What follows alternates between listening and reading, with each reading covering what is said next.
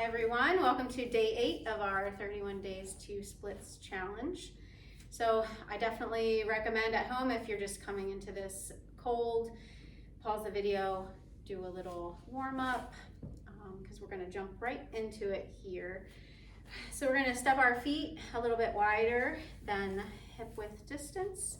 So today we're doing exercises or poses 1 through 5, and then day 8, which is a forward fold. Just a Dandasana staff pose, forward fold. So we'll take the hands behind us here, roll the shoulders back, start to hug the shoulder blades, press down into the feet, add a little bend to the knees, and start to lift your heart up to the sky. Feel the shoulders pull back, a nice big opening in the front of the chest, pull the belly in, and then let's hinge at our hips, come into a forward fold. You can just let your hands rest at the sacrum to start here.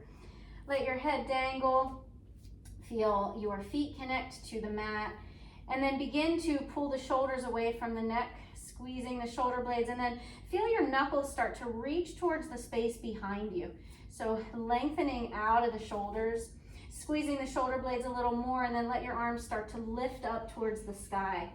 Continuing to press your knuckles towards the ceiling to keep that space in the tops of the shoulders, the sides of the neck. And as you begin to warm up or to settle into the shape, you can begin to lift your tailbone, start to press your thigh bones back, continuing to lengthen your heart towards the floor as you pull the knuckles towards the sky. So creating that separation to create space. Breathing a nice steady even breath, rooting down through your feet. So feeling the soles of the feet starting to work, noticing the inner edges, the outer edges, the heels, the toes. Good. Let your hands gently release and float down towards the floor.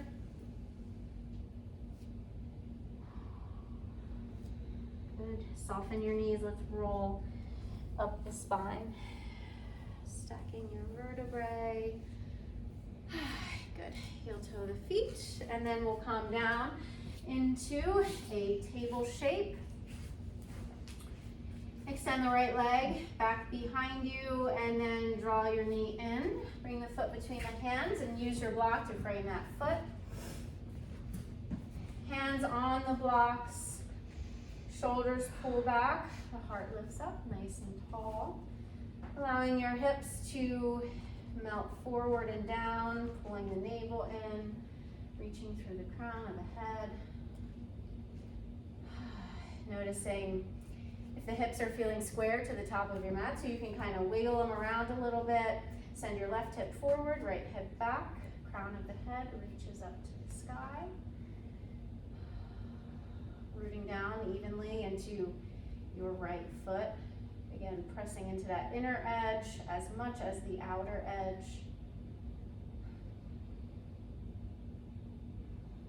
Good. Holding each pose. Just a reminder for minimum of 30 seconds, but I say 30 seconds to a minute. You're always welcome to hold them longer if they're feeling good. Particularly good one day. And then we'll sink the hips back, flex that right foot. Hands on the block so the shoulders pull back, the belly pulls in, and the heart starts to reach forward. You can always take the fingertips to frame your shin. Again, the shoulders pull back and the heart reaches forward. So using that to create more length in your spine as the right hip continues to pull back.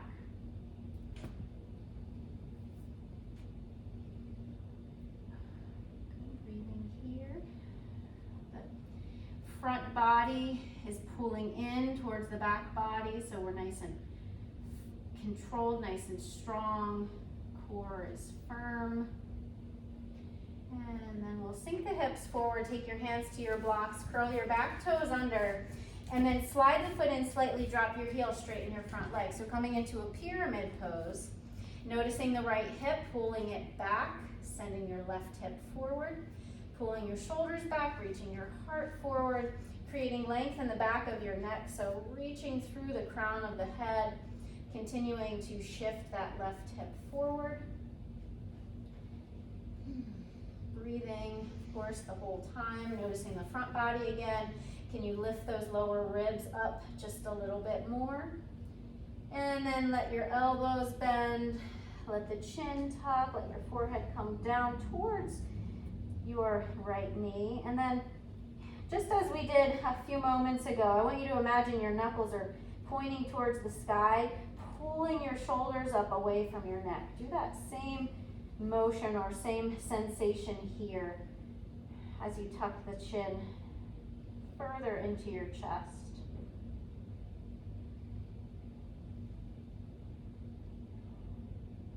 Good, add a little bend to your front knee. Come to the ball of the left foot, step it forward.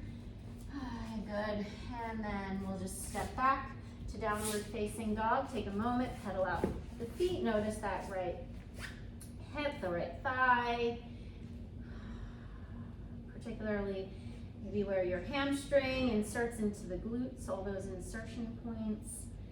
And then drop down back to your knees. We'll do the same thing, left leg is extended back. We'll bring it forward, using the blocks again to lift up and lengthen the torso nice and tall. Letting that right knee shift back as much as feels good for you. And I think as we continue to move through the rest of this month, we'll feel that knee continue to kind of shift back as we continually create more length in the right hip flexor. The heart lifts, shoulders pull back. And again, notice if you're evenly rooted down through your left foot. I'm always noticing a little external rotation, so pressing more into that inner edge always engages the muscles, my inner thigh all the way up into the groin. Shoulders pull back. My breathing is nice and easy.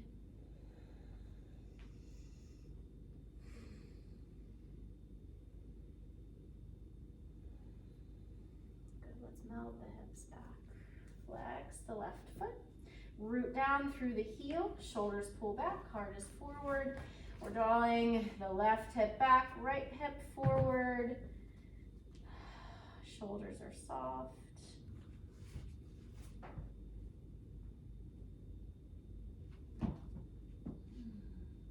Good. Breathing. Continually drawing those toes back towards your torso.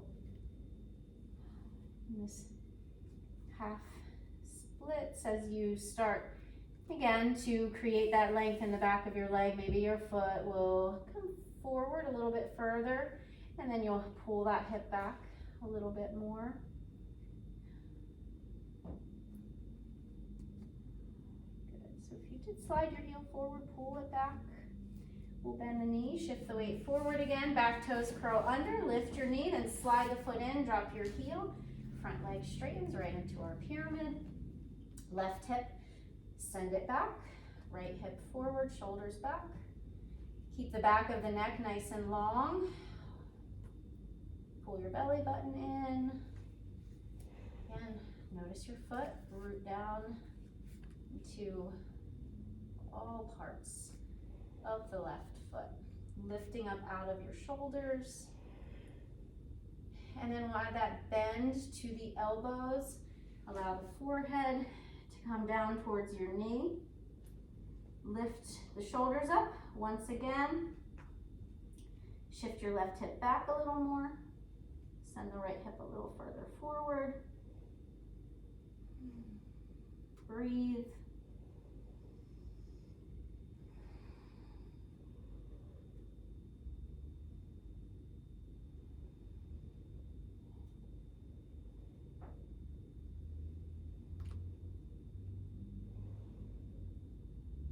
Good, press into the blocks to straighten your spine. Add that little bend. We'll step the feet forward once again, and then step back for downward facing dog.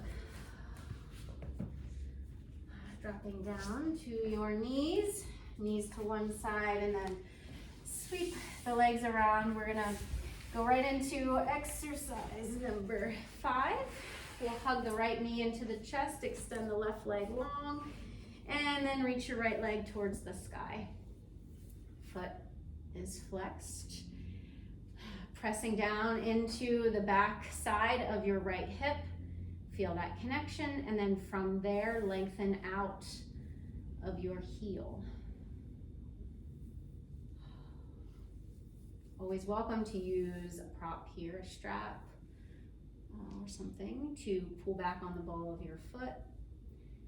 Being mindful to keep a little bend in your knee if there's a lot of pulling there.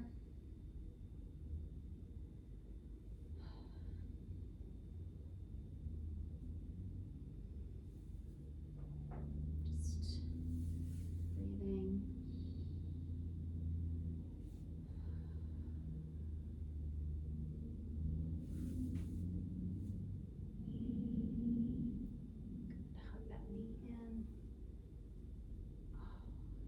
Your foot down, and then we'll do the same thing with the left. Hug the left knee in. We'll extend the right leg long, and then reach through the left heel. Again, drive down through the back of your hip, lengthening through the heel. Create that connection to the mat, and then from there, create the length. Elongate from that space.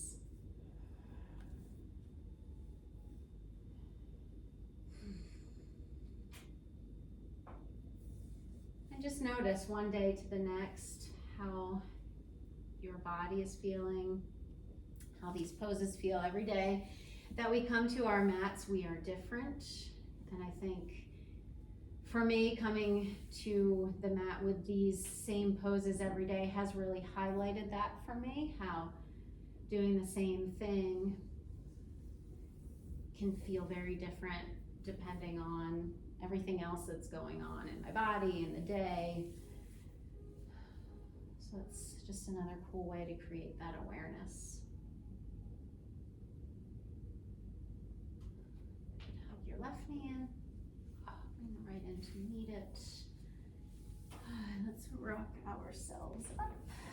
And we have a nice pose here for, hopefully they're all nice, but this one I think will feel good. So find your sits bones, rocking. And for this additional pose today, I want you to really think about creating length in your torso. So rooting down through the sits bones. The sits bones here are our anchor. We're then lengthening through the crown of the head, hinging at the hips and reaching the heart forward. So going as far forward over your legs as you can with the heart extending towards the space in front of you. When you get to that point, when you can't go any further with a flat back, then keep the shoulders continually relaxing here as you tuck your chin into your chest. Unclench your legs. So notice if you were tensed up in your thighs, if the kneecaps were engaged. Relax your feet, so wiggle your toes around a bit. And then let your whole entire upper body melt down in towards your legs. The shoulders once again pull away from the neck. We're releasing effort here in this forward fold. So our arms, our upper back, the neck, everything just starts to let go of effort. It goes from an active stretch to a passive one as we're now just in this shape, allowing our bodies to get heavier. With each exhale, let your upper body soften just a little bit more. Let the shoulders come away from the neck just a little bit more.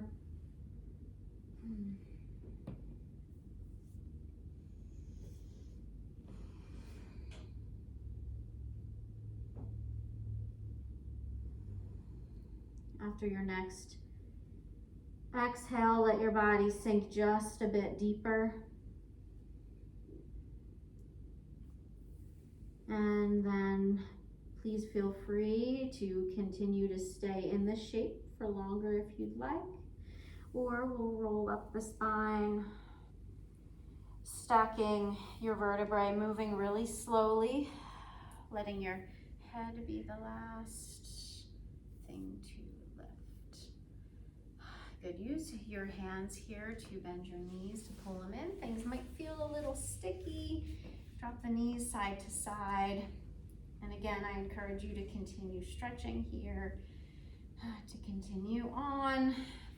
But I will come to stillness, take my hands to my heart and say thank you for joining me on day 8. See you tomorrow. Namaste. Thank you.